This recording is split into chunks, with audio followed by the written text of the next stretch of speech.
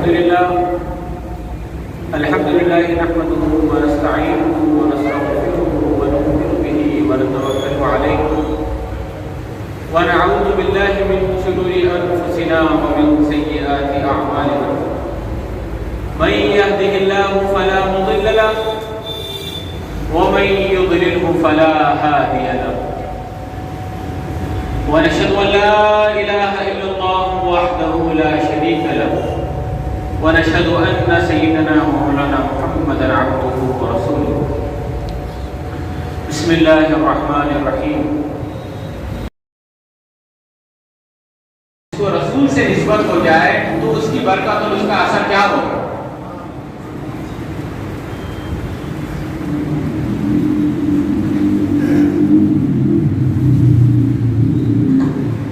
ابھی میں نے تابوت سکینہ میں حضرت ابراہیم علیہ السلام کی سلسلے کا گفتگو کیا. آئیے اب ہم چلتے ہیں اس واقعے کی طرف جب سرکار مدینہ کی پردہ فرمائی کا وقت آیا تو انہوں نے اس میں دو روایتیں، انہوں نے ابو بکر و علی کو یاد کیا اور انہوں نے سیدنا عمر اور سیدنا علی کو یاد کیا. تو آپ نے ان دونوں کو یاد کیا اور فرمایا کہ ادھر آؤ، یہ میرا خرقہ ہے، میرا ایک چاہنے والا ہے اویس، اسے یہ خرقہ پہنانا اور اس سے میری امت کے لیے دعا کروانا. بتائیے کیا نبی کی دعا سے بڑھ کر کسی کی دعا ہے؟ نہیں ہے. یہ بتایا گیا جو دیوانے ہوتے ہیں ہم ان کی آنکھوں ایسے بڑھایا کرتے ہیں.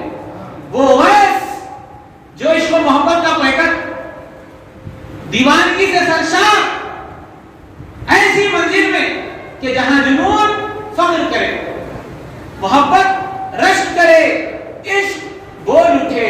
دیوانے ایسے ہوتے ہیں، دیوانے ایسے ہوتے ہیں. اب چلے اویس کو تلاش کرتے، پتا چلا کہ کسی جنگل میں ہے. اب بتائیے کہ دیوانے کا دل شہر میں کہاں لگتا ہے؟ ہمارے شہر کی مشہور شخصیت ہے حضرت کامل، فرماتے ہیں کہ کامل میری وحشت ہو صحرائے مدینہ، کامل میری وحشت ہو صحرائے مدینہ ہو اور سب کی زبان پر ہو دیوانہ محمد کا. دیوانہ ہے جو اس کو دیوانہ سمجھتا ہے، دیوانہ بناتا ہے دیوانہ محمد کا. کچھ ایسی صفت کا ہے پیمانہ محمد کا، لفظش پہ نہیں لاتا میخانہ محمد. نعرہ تکبیر، نعرہ رسالت، نعرہ حیدری. دیوانہ ہے جو اس کو دیوانہ سمجھتا ہے. ان کی دیوانگی، ان کا عشق، چلیے تلاش کرتے ہیں. جیسے ہی حضرت اویس قرنی خرقہ رسول مکرم دیکھے تو رونے لگے،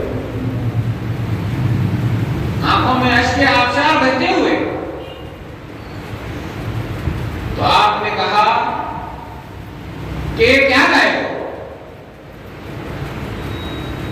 تو آپ نے کہا کہ یہ خرقہ رسول مکرم ہے، رسول نے تمہیں یہ خرقہ پہنانے کو کہا ہے اور رسول کی امت کے لیے دعا کرانے کا حکم دیا ہے.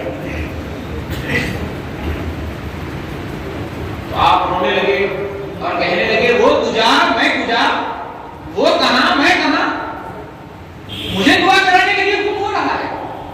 آپ نے کہا کہ ہم بھی مجبور ہیں میاں. کہنے لگے اچھا پہنا دو.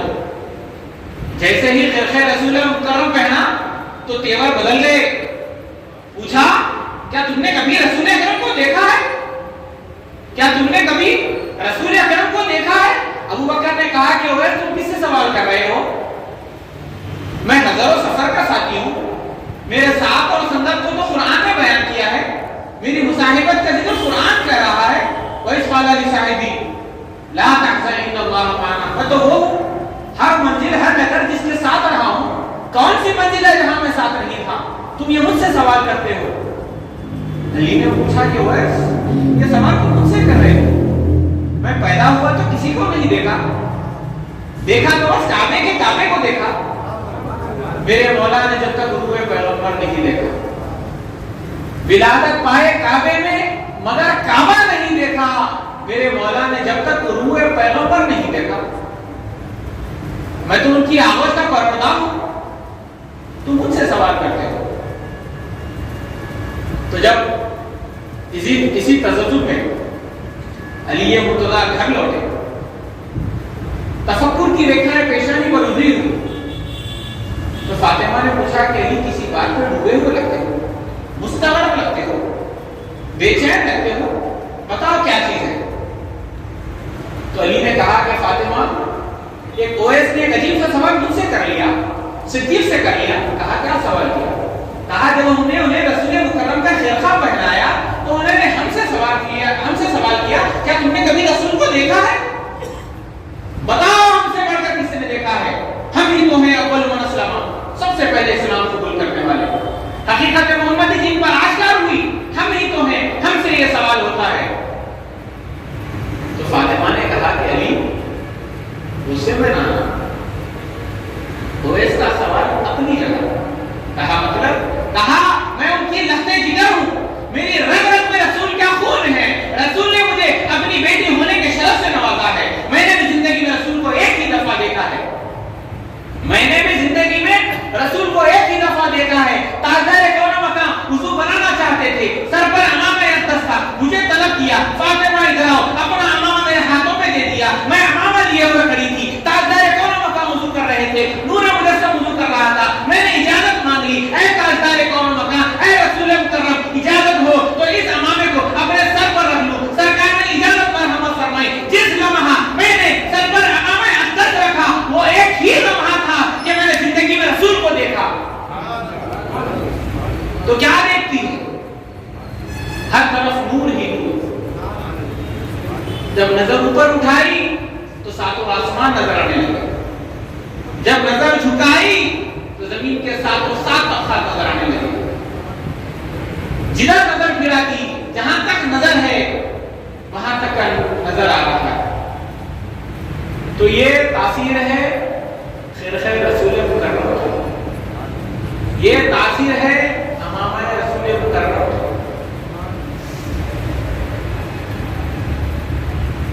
جیسے آپ کو معلوم ہے, بہت معروف واقعہ ہے, بہت مشہور ہے کہ جب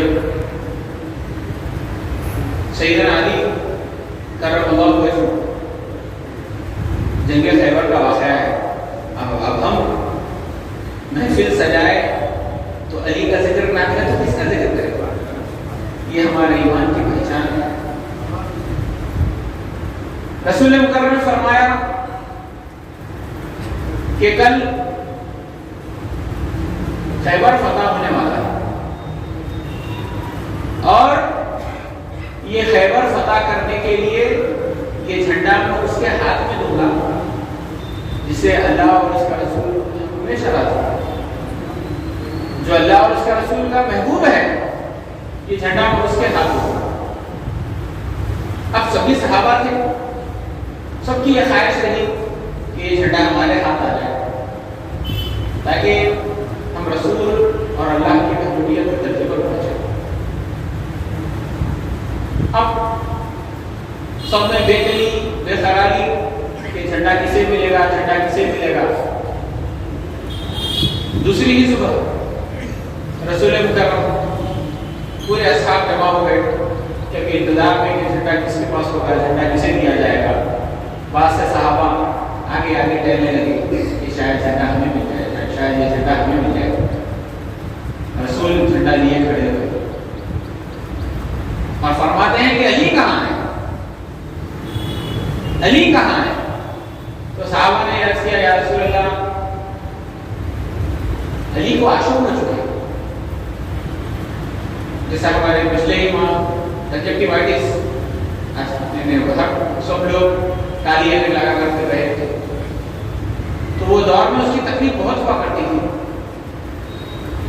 اور آج بھی جب کسی کو ہوتا ہے تو اگر شدید طریقے سے جب ہوتا ہے تو آدمی بہت کمزور ہو جاتا ہے, ناتمام ہو جاتا ہے, سکون کی حالت میں چلے جاتا ہے. تو صحابہ کہنے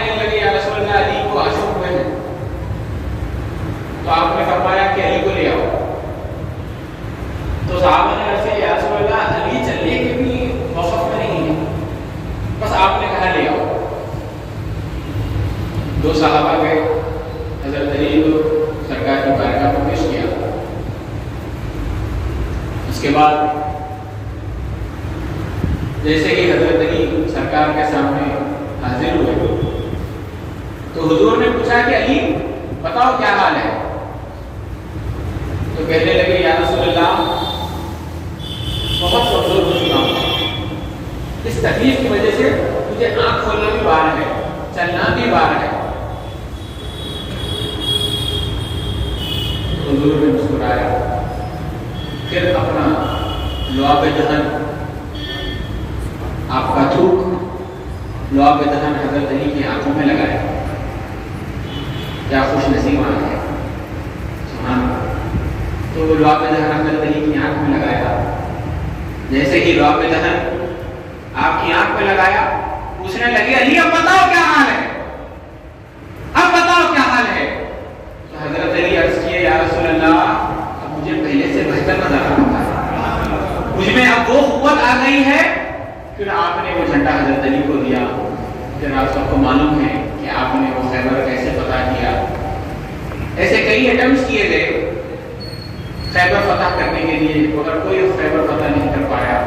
لیکن جب لعاب دہن اپنا اثر دکھلاتا ہے وہ بھی شیر خدا کے ہاتھ گئے، جا کر وہ دروازہ ایک ہاتھ سے اکھاڑا اور پھینک دیا۔